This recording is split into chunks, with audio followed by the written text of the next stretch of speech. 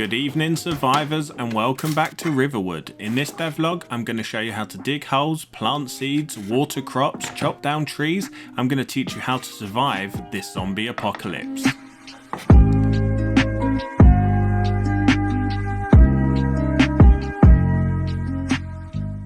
Hey guys and girls and welcome to Riverwood. Today we're going to be showing off how you can farm in Riverwood and how you're going to grow your crops and keep everyone alive in this zombie apocalypse.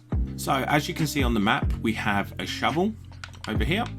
We have a grey box. This grey box is actually fertilizer. I just haven't got the art implemented for it. This is, if we pick it up, I can drop it in front of us and you can see it's a watering can. This is an axe. We'll put that back down. So without further ado, I'm just going to jump straight in this week and show you how you can farm in Riverwood. So we'll start off with simple plot digging. You can use the shovel here to dig plots. And it's as simple as moving your right stick on the control pad, which will move the plot locator. This is where the plot will be dug. And as you can see, the locator gets bigger and smaller with the items you pick up. So if I put this down, you can see it's now got smaller. It's about the same size as most items in the game. If I pick up the shovel, it gets bigger by about 30%. That's because the plot you dig will be as big as the floor locator. This floor locator is where you'll be able to dig plots. So if I hold it to the right and press the right trigger, you can see I can dig one plot. Everything you dig has a chance of spawning items. From the ground you can spawn soil or clay. As you can see, I just got a lump of soil from that dig. I can put the shovel away, pick up this soil and pull it in my backpack if I want to. As you can see, everything is freeform in this game, so wherever your locator is, you can dig. As you see, I'm hitting the player's feet, so I can't dig directly below me, and I haven't got enough room here to dig. So as long as I got enough room to dig and I'm not colliding with anything else, I can dig plots. So we'll just do a couple of simple plots here. Keep 4 for now. And as you see, these plots have spawned little lumps of soil. I can just put these back in my backpack now. If you dig a plot and you're not happy with it, you can come over, hover over the plot you want to get rid of and press the right bumper and this will delete the plot. Nice and simple. So if I'm not happy with the placement of them, I can just get rid of them. But I was quite happy with them. So as we see here, I can dig 3 little plots.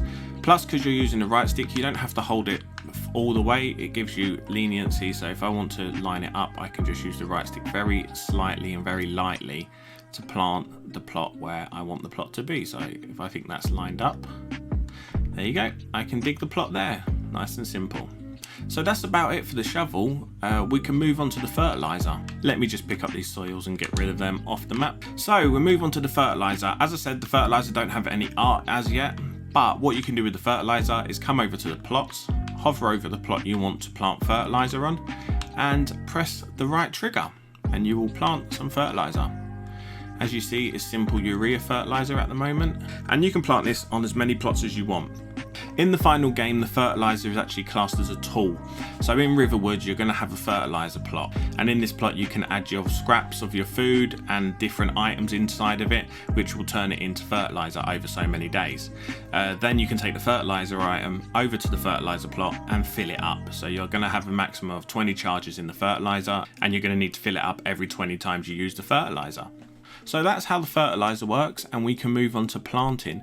So last week I showed you had the different inventories, your normal inventory, your tool inventory and your seed inventory. So when it comes to planting, all you need to do is come into your seed inventory, select what seeds you want. So I want to plant apple seeds.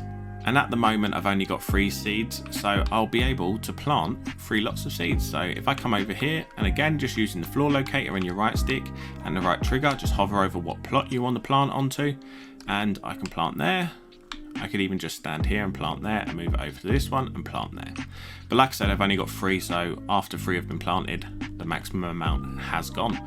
Now I can put the seed packet back in my pocket, and that's pretty much it for planting seeds. Nice and simple. All your seeds will be put into your seed inventory once you've collected them. Again, like I said last week, you'll have a seeder and you can put your fruit in your seeder and it will unlock more seeds for you to plant. So the loop of this game is going to be finding fruit, taking it back to your seeder, putting it in your seeder, it will unlock more seeds, then you plant more seeds, which will then give you more fruit, which will then give you more seeds. So that's kind of the farming loop you're going to be getting in this game. So before we crack on, I'm just going to come over here and delete this plot because it's unneeded. So that plot's been deleted and I can put the shovel back down. So let's go on to watering the plants. If I come over here and get the watering can, I can just walk over, and like all the other items, I just hover my cursor over the top of the crops and use the right trigger, and I'll be able to water this plot. And as you see, it's got a little animation to show you that the plant is actually watered. And what we can do is come here and water this one. I'll leave the middle one unwatered for the moment because I'll show you the difference of how things will grow. So now that I've watered the plants, I have a key in game at the moment that is going to skip forward 1 day. So if I skip forward a day, you'll see the watered plots will start. Sorry about that, I had a little bit of a bug, a little bit of a crash, but we'll jump back into it. So now you see that these plots are watered and the middle one's not. I can skip forward a day by pressing the key on my keyboard and the plant should grow. So there we go, the plants have started to grow. So if I just keep watering this one and press G, so that's 2 days, 3 days, and then on the 4th day you should get the next plant. 5 days, 6 days, 7 days, you'll get the fully grow. And as you can see, this is a little dwarf apple tree, and now we'll be able to harvest this tree. But I'm working on the code for that at the moment, so I'll show that off in the next devlog. We can also water this one and carry on growing it, nice and simple, and it will grow at different rates. So you need to make sure your plants are watered before you can carry on growing your plants. And that's pretty much it for growing your plants. And as you can see, I can harvest this after 7 or 8 days, and this will hopefully give me 1, 2, 3, 4, 5. You can see about 5 apples there, and about 5 apples on that one. So you're going to get between 3 and 5 apples from that tree and 3 and 5 apples from that tree. Now with them 10 apples, say we got from, if we got max harvest on both of them, we could then put the 10 apples into the seeder, and each apple will give us between 3 or 5 seeds depending. But yeah, you should hopefully get between 3 or 5 seeds per apple. And then we've got our seed inventory back up and we can carry on growing more apples. Then we can start keeping apples to feed people in Riverwood. So yeah, that's pretty much how the farming works so far. There is more tools that I'm working on at the moment, which I'll hopefully show off in the next future devlogs. Yeah, but before we can go on to a little bit of harvesting. I haven't got it fully implemented yet, but the way it's going to work is if we come over here and pick up the axe, you can use the axe exactly the same as the shovel. So the shovel digs plots onto soil on the floor. The axe, for it to be used, you need a tree. So if you come over to the tree and hover over the tree with your marker and press the right trigger, you can start chopping the tree down. So each press will give you 1 chop, and the tree will have health, and the more chops you do, the tree will fall down and spawn logs. But I'm slowly working on the code for that at the moment. I'm not sure how I want the logs to spawn or how I want the tree to be destroyed, but that will be coming in future devlogs as well. But at the moment, as you can see, we can just hover over and we can pretend to chop the tree down. As you can see, it's a work in progress, but once this is done, I can then duplicate this over to pickaxes, and then obviously pickaxes will interact with rocks, and then once you interact with a rock, you can then chop down the rock and the rock will spawn some ores for you to smelt. More of this coming in the future, so stay tuned and make sure you subscribe to this channel. One more thing with the axe is the game has 2 different modes. So at the moment, as you see, it's twin stick. So I'm using 2 sticks on the control pad, 1 to move and 1 to move the cursor. But like a good old twin stick shooter, all the items in the game will have a twin stick attack mode.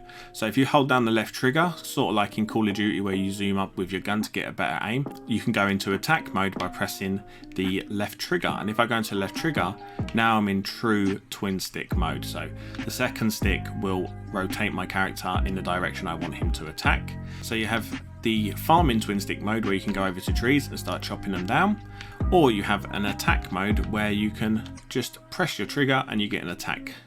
So if you see a zombie, just walk over to him, chop him in the head, and hopefully you win the fight. I think this is kind of cool, as there's going to be weapons in the game, but as well as weapons, you're going to have your harvesting tools like the axe and everything you'll be able to attack with.